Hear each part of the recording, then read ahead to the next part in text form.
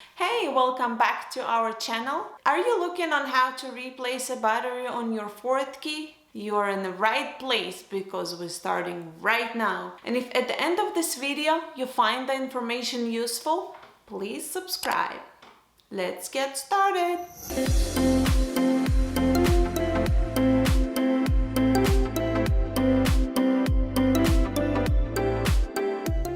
Alright guys, today I'm going to show you how to replace a battery on Ford push to start key. All you need is screwdriver, flathead, and two battery of 20-25. So first thing, you're going to remove this cover for the emergency key.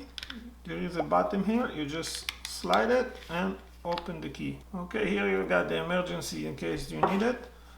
Then we're going to take the flathead. You're going to have here some small spot that you can put the key inside, and you take the second cover off. Okay, then here you got two batteries.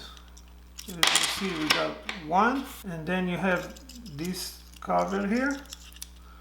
You just lift it up, but be careful, don't take it off, okay, because we need it. Just flip it over, and then you have the second battery. We're going to take first battery. As you see, you have here minus. So we take the minus side, that's the plus side. We're going to put it up. I'm going to put it up, and then we're going to put back the paper cover. Okay? Now we're going to take the new battery, and then we're going to put it upside down. Okay?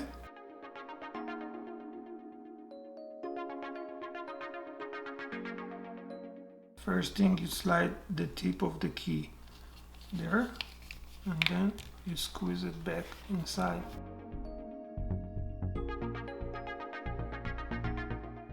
You feel that everything is clicking good.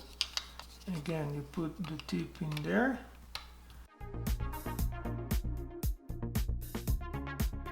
You're all done. It's very simple, you can do it yourself.